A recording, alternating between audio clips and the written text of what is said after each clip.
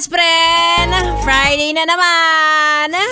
Masayang araw para sa mga yes, friend kong may jowa at malungkot na araw para sa mga yes, friend kong ang crush ay ka-opisina.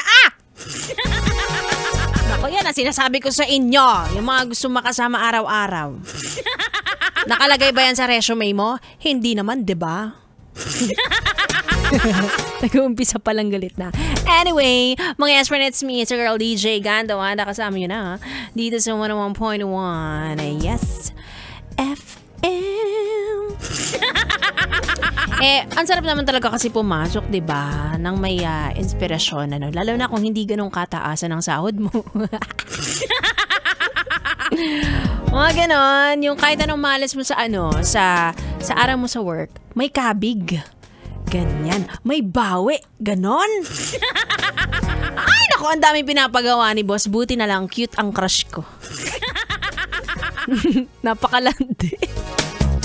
Uy, binabayaran ka ng kumpanya para magtrabaho at magsipag, hindi maggagaganyan. Sabi ni Joshua, harat! Diba? Minsan siya pa yung tutulong sa'yo sa work, ganyan. Sumahod ka na, nakaluwag ka pa sa trabaho, nakaharot ka pa.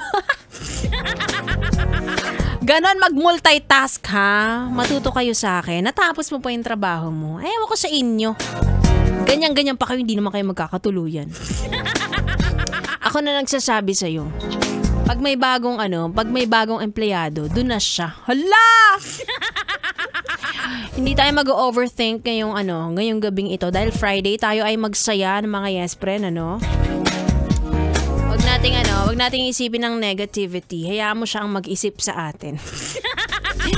Anyway, samahan nyo na ako hanggang alas 9 ng gabi. Again, it's me. It's a girl, DJ Gandawanda. At kayo nakatutok dito lang sa 101.1 Yes FM. This